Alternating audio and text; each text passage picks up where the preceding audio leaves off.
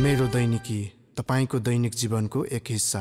इमानदारीपूर्वक नै भन्दाखेरि आधी घण्टाको समय पनि थिएन हामीले जानकारी गराएको। यसका लागि हामी साथीहरूसँग क्षमा पनि माग्छौँ, किनकि हामीले आधी घण्टाको पनि समय नदिइकन पत्रकार सम्मेलनको बारेमा यहाँहरूलाई सूचना गरेका थियौँ।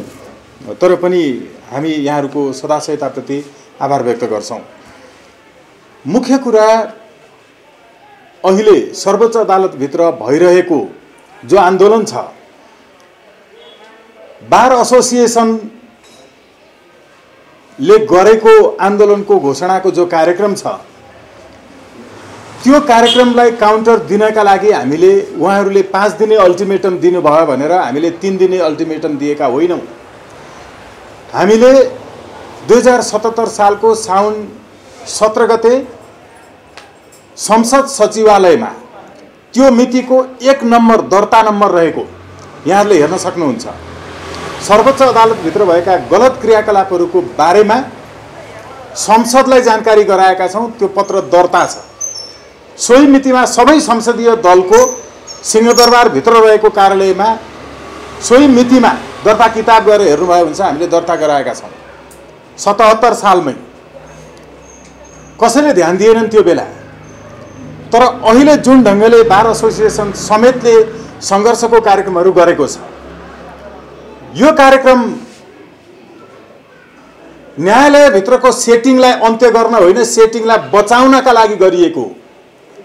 सेटिङ बचाउन, सेटिङ टुट्ने भयो भनेर यसको प्रमाण छ हामीसँग। सप्रमाण हामी वकिलहरू हौँ। स्वतन्त्र राष्ट्रिय कानुन व्यवसाय अभियानले प्रमाणसहित कुरा गरिरहेको छ। साथीहरू, नेपाल बार एसोसिएसनको अध्यक्ष, महासचिव, कोषाध्यक्ष खास गरिकन रुद्र पोखरेलज्यूले बडा स्ट्रङली कन्डेम गर्नुभएको छ। अहिले यो बार एसोसिएसनले गरेको कार्यक्रमको उहाँ स्वयंले विरोध गर्नुभएको छ। कोषाध्यक्षज्यूले उहाँले प्रमाणसहित राख्नु भएको छ। अहिले तथ्य स्थापित छ कि सेटिङलाई जोगाउनका लागि यो आन्दोलन भन्ने नामको नाटक गरिएको छ। न्यायालयको सुधारको पक्षमा यो देशमा सबैभन्दा पहिला बोल्ने मान्छेहरू हामी हौँ। मुखले मात्रै होइन, संसद सचिवालयमा दर्ता गरेका छौँ। सबै दलको संसदीय दलको कार्यालयमा दर्ता गरेका छौँ। मैले त्यो सेटिङ बचाउनका लागि गरिएको हो भनेर किन भनेको हो भने सर्वोच्च अदालतमा एउटा बेन्च बार समन्वय समिति भन्ने छ। बेन्च बार समन्वय समिति र everything that is decided under the procedure of supreme court is directed by this coordination committee. What is this? This is beyond the provision of constitutional any arrangement. This is beyond the arrangement of any legal content. Where does this bench bar coordination committee exist? यो हो के bench बार समन्वय समितिले भनेको कुरा नमानिकन सर्वोच्च अदालतका माननीय न्यायाधीश हरिप्रसाद भुइँयालज्यूले गर्नुभएको एउटा आदेश त्यो समन्वय समितिमा भएको सहमति विपरीत भयो भनेर सर्वोच्च अदालतका अहिले प्रवक्ता रहनुभएका रजिस्ट्रार बाबुराम दाहालज्यूलाई प्रेसर दिएर एउटा गैर कानुनी टिप्पणी लेख्न लगाएर त्यो एउटा मुद्दालाई संवैधानिक इजलासमा पठाउने सवालमा भएको जो दबाव थियो, यहाँबाट यो प्रकरण बाहिर आएको। यो exact fit in quotation of the treasurer of central bar Rudra Pokharel. Rudra पोखरेलज्यूसँग हाम्रो यो विषयमा सहमति छ, उहाँको अभिव्यक्ति। अहिले राष्ट्रिय सञ्चार माध्यमहरूमा पनि बार एसोसिएसनका केन्द्रीय कोषाध्यक्ष ज्यूले नेपाल बारको पनि अरू सर्वोच्च बारका साथीहरूले यो कुरा बताइरहनु भएको छ। यो बेन्च बार समन्वय समिति भनेकै दलालीगिरीको, सौदागिरीको, सेटिङको जिम्मेवारी पाएको उहाँहरूले घोषित गरेको कमिटी हो। यस्तो कमिटी हुन्छ जो संविधानमा छैन, जो न्याय परिषद ऐनमा छैन, जो न्याय प्रशासन ऐनमा छैन, जो सर्वोच्च अदालतको नियमावलीमा छैन। त्यो कमिटी हामीले खुलेर भन्नुपर्छ। सेटिङ भनेको को हो, सेटिङ बचाउनेहरू को हुन्? यो समन्वय समितिका मान्छेहरू। यसमा नेपाल बारका पूर्व अध्यक्षहरू छन्। उनीहरूको सेटिङ बमोजिमको त्यो एउटा आदेश नभएको र सेटिङको विरुद्धमा माननीय न्यायाधीश हरिप्रसाद फुयालज्यूले गर्नुभएको आदेश जो थियो, त्यो आदेश पछि मात्रै सेटिङको कुरा बाहिर आयो। यो एउटा आदेशका सवालमा चाहिँ माननीय हरिप्रसाद फुयालज्यूले हामी सम्मान व्यक्त गर्न चाहन्छौँ, सलाम गर्न चाहन्छौँ। उहाँले त्यो आदेश दिने जुन हिम्मत गर्नुभयो नि सेटिङ कमिटीको विरुद्धमा, त्यसपछि बाहिर आयो। त्यसपछि योभन्दा अगाडिको कार्तिक 15 गतेको बैठकमा स्पष्ट रूपमा सम्माननीय प्रधान न्यायाधीश चोलन शमशेर जबराज्यू, मुख्य रजिस्ट्रार लालबहादुर कुँवरज्यू, त्यसै गरिकन बारको कोषाध्यक्षज्यू समेत भएको ठाउँमा यो विषय मुखर रूपमा आयो। यो प्रमाणित रूपमा अहिले सार्वजनिक भइसकेको छ। यो सेटिङलाई बचाउनका लागि देशभरिका कानुन व्यवसायी साथीहरू बलिको बोको बन्ने हामी भनिरहेका छौँ। देशभरिका जिल्ला अदालतका न्यायाधीशहरू सुन्नुहोस्, तपाईहरू यो देशको चाहिँ प्रधान न्यायाधीश बन्नुपर्छ। सर्वोच्च अदालतको पार्टीबाट थपक्क टिपेर लिएर आएर 3-4 वर्षमा प्रधान न्यायाधीश बनाउने सिस्टमको अन्त्य हुनुपर्छ। हामी यो भनिरहेका छौँ। देशभरिका जिल्ला न्यायाधीशहरू हामीले जे आवाज उठाइरहेका छौँ यसमा साथ दिनु भएन भने तपाईहरू आफ्नो करियरलाई आफै माया गरिरहनु भएको छैन। हामी माननीय न्यायाधीशहरूप्रति विनम्रतापूर्वक यो सन्देश प्रसारित गर्न चाहन्छौँ। देशभरिका उच्च अदालतका न्यायाधीशहरू तपाईहरू आउने सम्मानित सर्वोच्च अदालतको प्रधान न्यायाधीश बनेर देशलाई हाँक्नका लागि जीवनभरि पार्टीको गुण्डागर्दी गर्ने, जीवनभरि पार्टीका लागि आफ्नो पार्टीकारिता गर्ने, जीवनभरि पार्टीका नेताहरूको चाहिँ प्रेस विज्ञप्तिहरू लेखेर बस्ने यस्ता मान्छेहरूलाई प्रधान न्यायाधीश बनाउनका लागि थपक्क टिपेर ल्याउने सिस्टम जुन छ नि, यसलाई बचाउनका लागि आन्दोलन भएको छ। यसको विरुद्धमा हो। सदीक्षा वास्तोलाले आफ्नो दाजुको हत्या भएकोमा जाहेरी दरखास्त दिन खोज्दा जाहेरी दरखास्त नलिने प्रहरी प्रशासन न्याय संरचना त्यही भित्रको, जसलाई कानुन मन्त्री आफू न्याय परिषदमा पनि सदस्य हुन्छन्, उनी गृहमन्त्री लगायतको आदेश बिना जाहेरी दरखास्त पनि दर्ता नगर्ने अनि सदस्यहरूले आन्दोलन गरेर मात्रै जाहेरी दरखास्त दर्ता हुनुपर्ने। त्यो बर्दिवासमा हाम्रो नेउपानेजी चाहिँ बलात्कारपछि हत्या भएको चेलीको चाहिँ जाहेरी दरखास्त बुझ भन्दाखेरि गोली लागेर मरेपछि मात्रै जाहेरी दरखास्त बुझ्नुपर्ने। निर्मलाका हत्याराहरूको सवालमा प्रभावकारी आन्दोलन चाहिँ त्वरित रूपमा, ऱ्यापिड भन्छ इङ्ग्लिसमा, संस्कृतमा त्वरित भन्छ, एकदम बडा एकदम इन्स्ट्यान्ट तपाईको चाहिँ इम्प्रेसिभ टाइपको चाहिँ अर्डरहरू गर्ने यो व्यवस्था होस् भन्नका लागि हो अहिले भइरहेको। पार्टीका मान्छेहरू प्रधान न्यायाधीश बन्नुहुन्न भन्ने आन्दोलन हो यो। यो आन्दोलन के हो? केवल ती मान्छेहरू जो हिजो पार्टीका सल्लाहकारहरू थिए, ती मान्छेहरू जो हिजो पार्टीका तर्फबाट उम्मेदवार थिए संसदमा अनि चुनाव हारेका थिए, ती मान्छेहरू 4 जना मान्छेहरू देशभरिका अधिवक्ताहरूको ठेक्का लिएर बार एसोसिएसनलाई प्राली बनाउने को जीवनभरि सारा तर्फबाट चाहिँ तस्करीमा संलग्नहरूलाई बचाउँदै बचाउँदै आफै तस्करीमा संलग्न भएर सार्वजनिक जग्गाहरू पनि आफ्नो नाममा पार्ने वरिष्ठज्यूहरू नै प्रधान न्यायाधीश बन्नका लागि अहिले जाने बाटो बन्द हुन लाग्यो कि मेरो पालो ढिलो आउन लाग्यो कि यस कारणले भइरहेको छ आन्दोलन। तर हामी भनिरहेका छौँ न्यायपालिका भित्रको सुधारको पक्षमा हामी छौँ। स्वतन्त्र राष्ट्रिय कानुन व्यवसायीहरू छौँ। उहाँहरू पुरानै संसदीय व्यवस्था अन्तर्गत न्यायाधीशहरूलाई सांसदहरू जसको कुनै योग्यता छैन, उनीहरूले न्यायाधीशलाई संसदीय सुनवाईमा लिएर थर्काएर अनि योग्य ठानेर अनि न्यायाधीश बनाउने यो व्यवस्थाको अन्त्य हुनुपर्छ। हामीले भनिरहेका छौँ कि न्यायपालिका भित्र न्यायपालिकाले गरेको आदेशहरू, निर्देशहरू, फैसलाहरू कार्यान्वयन नभएको अवस्थामा यी फैसलाहरू 11 वर्ष अगाडि हामीले नै तयार गरेको जनताले गलत उम्मेदवारलाई बहिष्कार गर्न पाउने अधिकार, right to reject, right to recall लगायतका सन्दर्भमा सर्वोच्चले गरेका निर्देशनात्मक आदेशहरू कार्यान्वयन गर भनेर यो आन्दोलन भएको हो।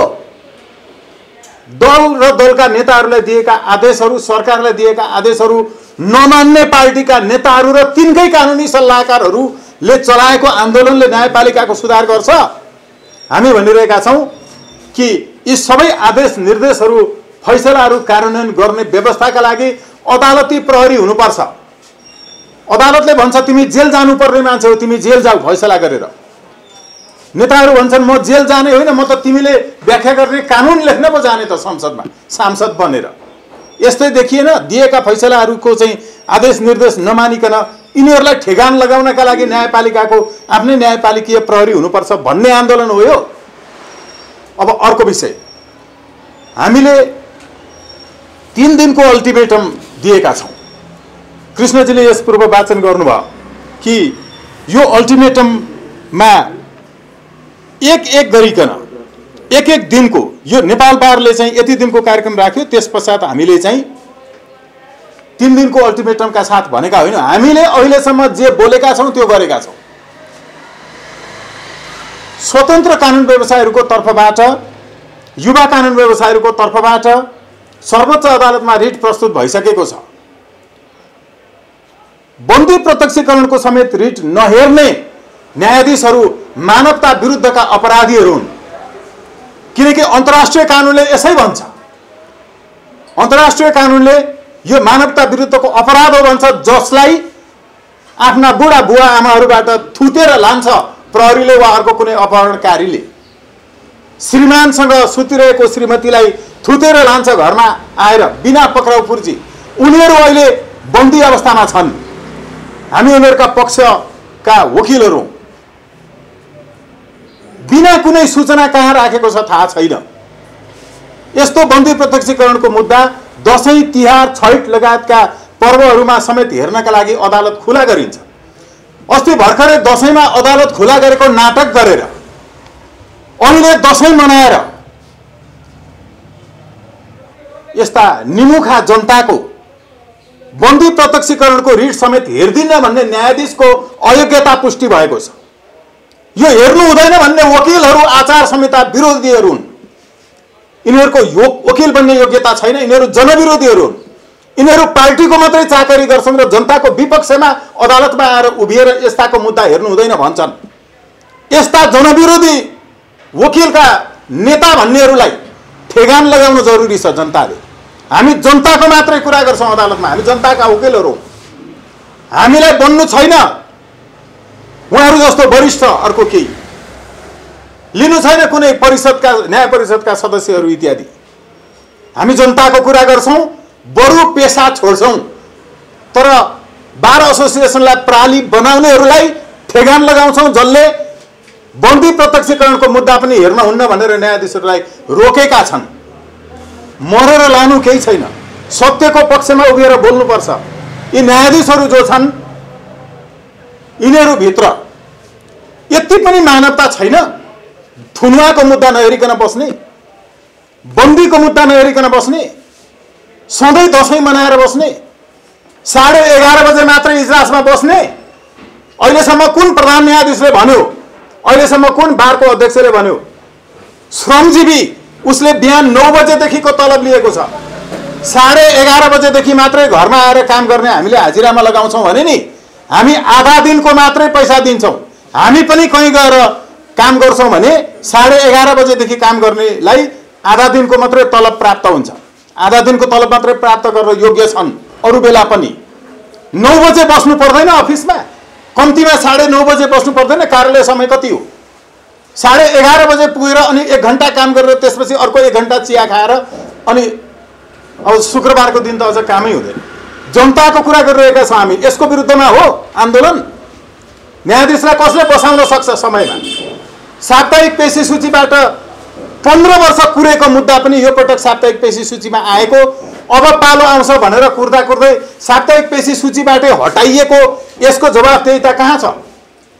के न्यायाधीश हामीले न्यायमूर्ति भगवानको स्वरूप भन्दै यति दानवीय रूपमा प्रकट हुन मिल्छ?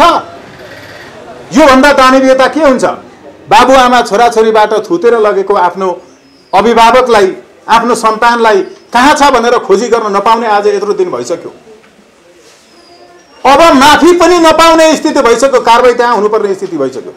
त्यसैले हामीले साथीहरू 2078 कार्तिक 14 गते 10 बजेदेखि सर्वोच्च अदालत र नेपाल बार परिसरमा कालोपट्टी बाँधेर विरोध प्रदर्शन गर्ने कार्यक्रम राखेका छौँ। नेपाल बारले पनि कालोपट्टी बाँधेर विरोध प्रदर्शन गर्ने कार्यक्रम राखेको छ भन्ने हामीले सुनेका छौँ। त्यहाँ बाध्य गराइँदैछ भन्ने सुनेका छौँ।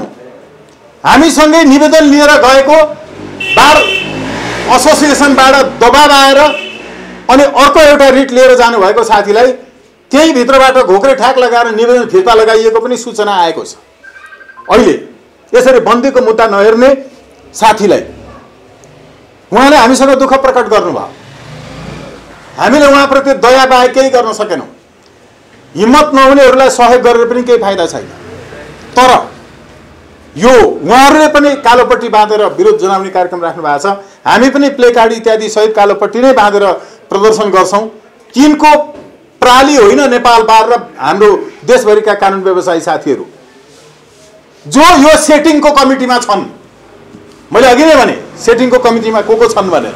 त्यो कसरी गठन भएको छ जो कहीँ संवैधानिक चाहिँ तपाईँको लिटरेचरहरूमा देखिँदैन। यसै गरिकन हामी त्यो दिन त्यहाँ होला।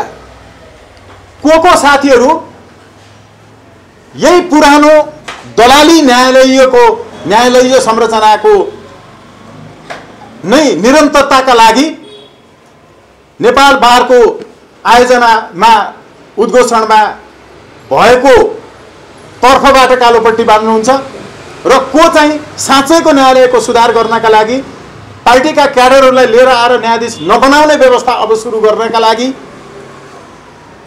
कसले कालोपट्टी बाँधेको त्यहाँ छुट्टिनेछ।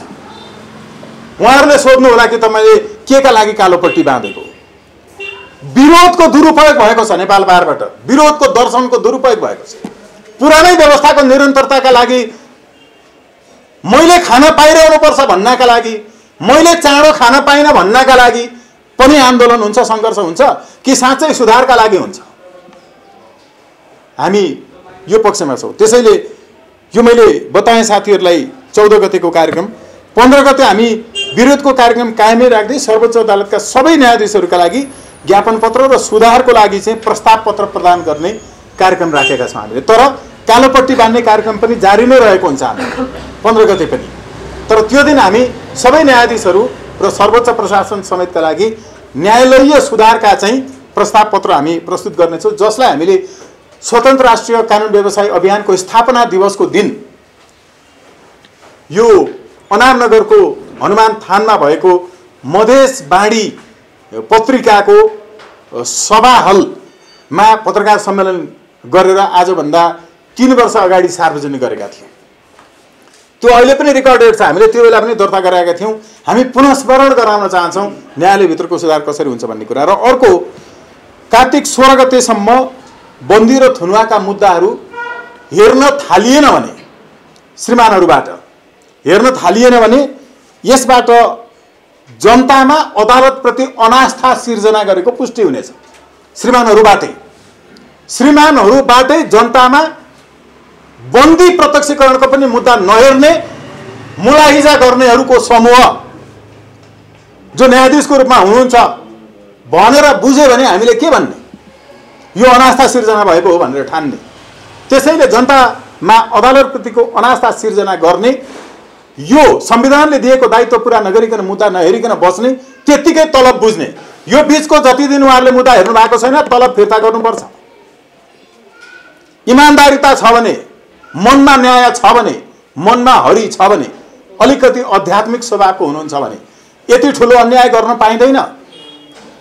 हामीले हाम्रा गाउँघरका खोला नालामा हाम्रा ढाडलाई पुल बनाएर त्यो पुलमाथि टेकाउँदै टेकाउँदै यिनलाई न्यायाधीश बनाएर यहाँसम्म ल्याएका हौँ। हर एक जनताको भूमिका छ यिनलाई सर्वोच्चको न्यायाधीश बनाउन। हाम्रो योगदान छ। हाम्रो रगत पसिनाले सिर्जना भएको राज्य कोषबाट यिनीहरूले तलब खाएका छन्। अनि हाम्रा मुद्दाहरू यत्तिकै छोड्ने? के का लागि दिएको? जिम्मेवारी संविधानले तोकेको छ। यो नहेर्ने हो भने यसकारण जनतामा अदालतप्रतिको अनास्था सिर्जना हुन्छ र यो अनास्था सिर्जना भए बापत अदालतको अवहेलना सम्बन्धी मुद्दा हामी प्रक्रिया अगाडि बढाउने छौँ।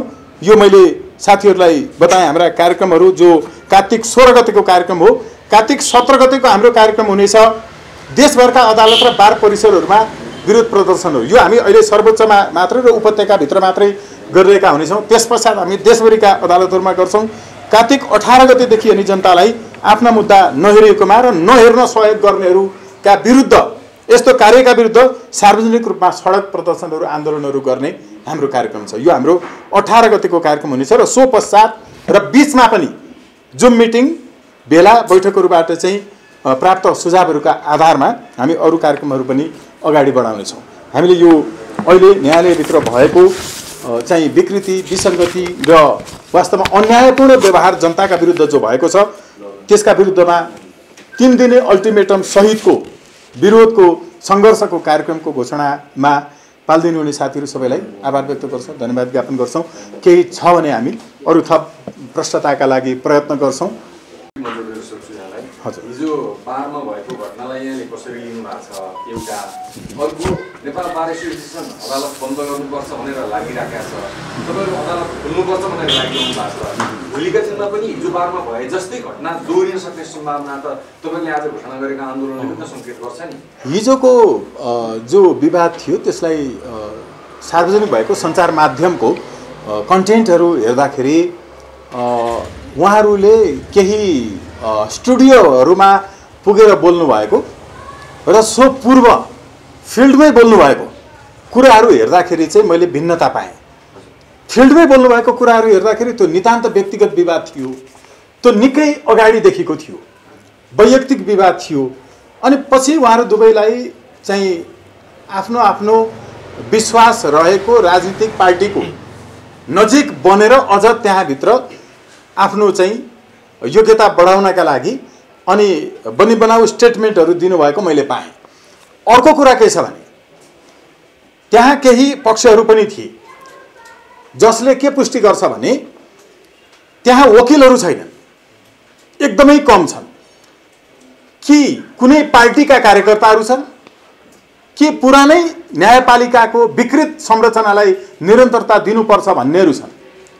त्यहाँ कि चोलेन्द्र शमशेर जबराज्यू सम्माननीय प्रधान न्यायाधीशज्यूका मान्छेहरू छन् कि एमालेका मान्छेहरू छन् कि माओवादीका, राप्रपाका अनि मधेस केन्द्रीय दलहरूका मान्छेहरू छन् र उनीहरू झगडा गर्छन्। साँच्चैको वकिलहरू त्यहाँ एकदमै कम छन्।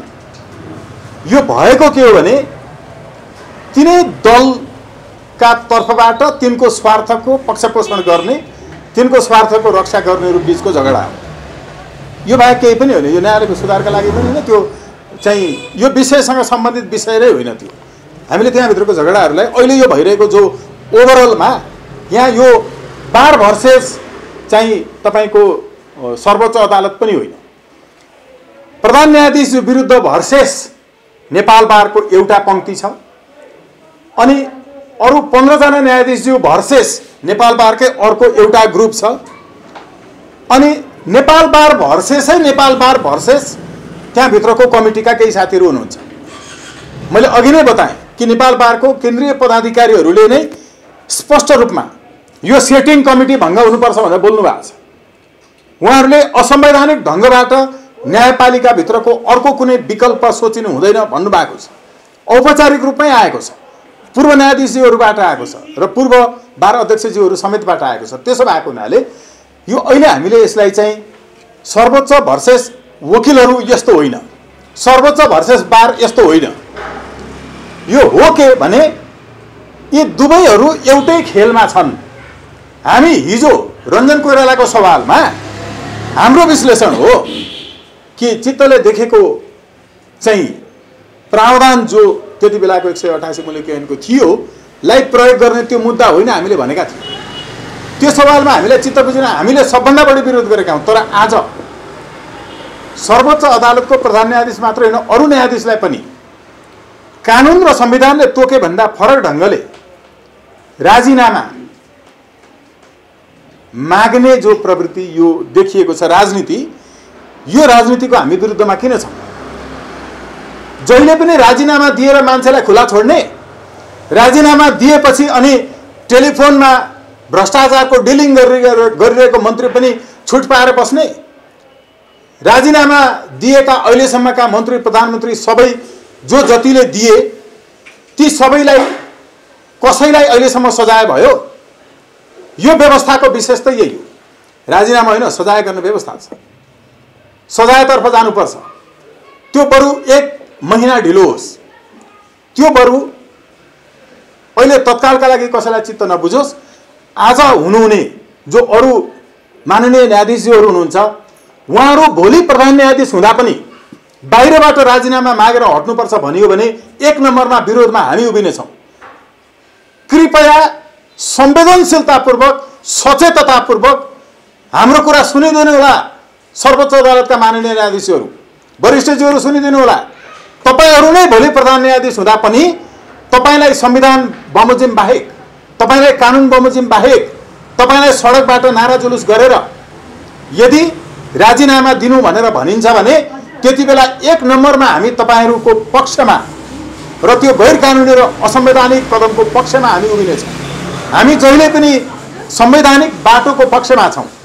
यसैले साथीहरू, यो अहिलेको सन्दर्भ जुन हो, यो सन्दर्भ विदेशी तत्त्वले समेत नेपालमा सक्न खोजेको 2वटा संस्थाहरू छ। एउटा नेपाली सेना, अर्को नेपालको अदालत। नेपालको अदालतलाई एमसीसी को 6.8 ले सकिसकेकै छ। अब यसको कानुनी सफायाको बाटोमा जाँदैछ। त्यसका लागि यी दलका प्रतिनिधिहरूलाई विदेशीहरूले प्रयोग गरेका छन् र विदेशीहरूबाट सञ्चालित छन्। अहिले जसले न्यायालयभित्र र सेनाभित्र खेल्ने काम गरिरहेका छन्, हामी यसको स्पष्ट रूपमा खुलेर तार्किकताका साथ, बौद्धिकताका साथ यसको विरोध गर्न चाहन्छौँ, विरोध गरिरहेका छौँ र यसलाई सफल हुन दिनेछौँ। अघि भन्नुभयो जस्तो भोलि यहाँ भिडन्त त्यस्तो स्थिति होला नि, त्यसको सङ्केत हुन सक्छ भन्नुभयो। हामी बौद्धिक लडाइँमा छौँ, हामी बौद्धिक विद्रोहमा छौँ। अहिलेको नेपालको विद्रोह कस्तो हो भने वकिलहरूले वकिलकै विरुद्ध लड्नुपर्ने बौद्धिक विद्रोहको समय हो। अहिले हामी त्यो खालको देखिने गरिकनको प्रत्यक्ष भौतिक यस्तो द्वन्द्व कतै हुन लाग्यो भने पनि रोक्नुपर्ने जिम्मेवारी वकिलहरूको। आउनु पर्यो तर्कमा। हाम्रो सेटिङको कमिटी बचाइदेऊ भनेर आन्दोलन हुन्छ। त्यो सेटिङवाला त तपाईहरुमाथि आक्रामक होला नि त फेरि। सेटिङवालाहरू आक्रामक हुँदाखेरि फेरि हामीले योभन्दा अगाडि गरेका आक्रामक बौद्धिक लडाइँहरूमा हामीले जितेका छैनौँ। हामीलाई आजभन्दा 11 वर्ष अगाडि यस्तो पनि हुन्छ राइट टु रिजेक्ट भनेर हा गरेर हाँस्ने वकिल साहबहरू अहिले त शिर नत भएको छ त। उहाँहरू हरेक नागरिकको माग त्यही छ। पार्टीका कार्यकर्ताहरू जो सर्वोच्च अदालतभित्र वकिल र न्यायाधीशको रूपमा छन्, उनीहरू सुरक्षाकै कुरा गर्ने हो भने सुरक्षाकर्मी नलिकन हिँड्न सक्दैन। उनीहरू वकिलहरू नै पनि बुलेट प्रुफ गाडी नचढी हिँड्न सक्दैन। तर हामी छाती फुलाएर पुतली सडकमा एक्लै हिँड्न सक्छौँ। हामी जनताको कुरा गरिरहेका छौँ। जनता नै उत्रिनु पर्दा चाहिँ देशभरिको बन्दी प्रत्यक्षीकरणको मुद्दा समेत हेर्नुहुन्न। मेरो सेटिङ चल्नुपर्छ, म चाहिँ तिमीहरूलाई भाग पुर्याउने पार्टीको चाहिँ प्रतिनिधि वकिल हो, त्यसकारण मेरो कुरा हुनुपर्छ भन्ने वकिलका विरुद्ध जनता उठ्दैनन्। जनता त स्वतन्त्र वकिलहरूको पक्षमा छन्, जनता त न्याय पाउनुपर्छ भन्ने पक्षमा छन्। त्यसो भएको हुनाले यहाँ कोही कहिल्यै कहीँ पनि एक्लै सुरक्षित छैन। हाम्रो नेपाल प्रहरीकै, त्यसमा पनि सशस्त्र प्रहरी को प्रमुख पनि मर्निङ वाकमा जाँदा मारिएको देश हो नि। अनि स्वागत नेपाल सुरक्षित हुन्छ र? अनि अरू कोही वरिष्ठज्यूहरू सुरक्षित हुनुहुन्छ र? यहाँ सर्वोच्चकै मानिन्जेहरू पनि दुःखपूर्वक भन्नुपर्छ, सुरक्षित नरहेको देश हो नि। त्यसकारण हामी त किन मारिएको थियो भन्ने पत्ता नलागिकन मारिनेमा पर्दैनौँ। मारियौँ भने हामी त जनताको लागि बोल्दा बोल्दै बन्दीका मुद्दा पनि नहेर्नेहरूले मारे भन्ने प्रमाणित हुने गरिकन मारिनेछौँ मारियौँ भने। तर यिनीहरूको करतुत, यिनीहरूको तस्करी, यिनीहरूको भागभण्डा यो सार्वजनिक नहुने गरिकन जो मारिएपछि किन मारियो सार्वजनिक हुँदैन नि। हो, तिनीहरू सायद मारिन लायक हुन्छ। हाम्रा कुरा प्रष्ट छ। एउटा कुरा बताइदिनुहोस्, पूर्व महाधिवक्ता रमन श्रेष्ठले भन्नुभयो प्रधान न्यायाधीशले बोराका बोरा पैसा बुझेर चाहिँ फैसला गर्छन् भनेर भन्नुभयो। यस्तो सम्भव हुन्छ? यो आएको कुरो हो। यो बोराका बोरा पैसा बुझ्ने कुरा अहिले चाहिँ अब मोबाइलबाटै पठाइन्छ होइन। अहिलेको आधुनिक वकिल साहबहरू जो त्यहाँ इजलासमा बहस गर्न आउँदा पनि विभिन्न विश्वका विकसित मुलुकहरूबाट ल्याइएका चाहिँ इन्स्ट्रुमेन्टहरू प्रयोग गरेर प्रस्तुत गर्नुहुन्छ। सायद त्यहाँबाट चाहिँ चाँडो सजिलो हुन्छ होला। तर हामीले अहिले भनिरहेको चोलेन शमशेर जबराज्यूभित्र केही पनि विकृति छैन, विसङ्गति छैन, उहाँले ठिक गर्नुभयो, ठिक गर्नु भएको छ भनेकै होइन। हामी कारवाही गर भन्दैछौँ के, बारलाई कारवाही गर्न दबाब देऊ भन्दैछौँ, कानुन बमोजिम गर भन्दैछौँ, न्याय परिषदबाट गर भन्दैछौँ, गर्न पर्छ भन्दैछौँ, होइन र?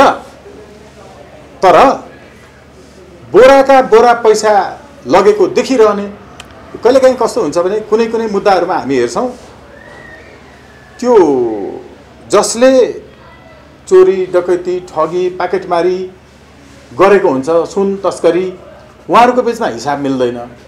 हिसाब नमिलेपछि एउटाले अर्कोलाई मर्नासन्न हुने गरी चाहिँ आफ्नो ढङ्गले कारवाही गर्छ, त्यो आरोप पनि लगाउँछ। तर प्रक्रियागत रूपमा मुद्दा लिएर कानुन बमोजिम जाँदैन। जहाँ मुद्दा लिएर कानुन बमोजिम जाँदैन, भागभण्डा मिलेन भन्ने झगडा चाहिँ भइरहन्छ, बरु आफै मारिदिन्छ, मर्छ, तर कानुनी प्रक्रियामा जाँदैन। अस्ति थाहा पाउनुभयो नि, लुम्बिनी गण्डकी प्रदेशमा होला, मुख्यमन्त्रीले अपहरण गर्नुभयो पनि भनियो, पत्रकार सम्मेलन गरेरै भनियो। अहिले यसरी पत्रकार सम्मेलन गरेर स्वागत नेपालले अपहरण गरेर फलानालाई त्यहाँ राखेको छ भन्ने हो भने नि प्रहरीले तुरुन्त पक्राउ गर्दैन। पत्रकार सम्मेलन गर्छ अपहरण गर्यो भनेर, तर जाहेरी दिन जाँदैन। पुलिसले सुन्छ, चुपचाप बस्छ। हो, यो के हुन्छ भने पाकेटमारहरूको बिचमा झगडा पनि हुन्छ, भागभण्डा नमिलेको भनेर मारामार पनि हुन्छ। तर हाम्रो भागभण्डा मिलेन भनेर कानुन बमोजिम जाहेरी दिन जाँदैन। हो यस्तै, यसले यति खाए पनि थाहा छ, उसले यति खाए पनि थाहा छ, उसले मात्रै खाए पनि थाहा छ, त्यहाँ सेटिङ कमिटी छ, यो पनि छ, तर कानुन बमोजिम त्यसमा चाहिँ कारवाही गर्न जाँदैनन्। भनेपछि तुलना गर्नुपर्छ र त्यो पाकेटमार साथीहरू र उहाँहरू बिचमा तुलना। मेरो दैनिकी, तपाईको दैनिक जीवनको एक हिस्सा।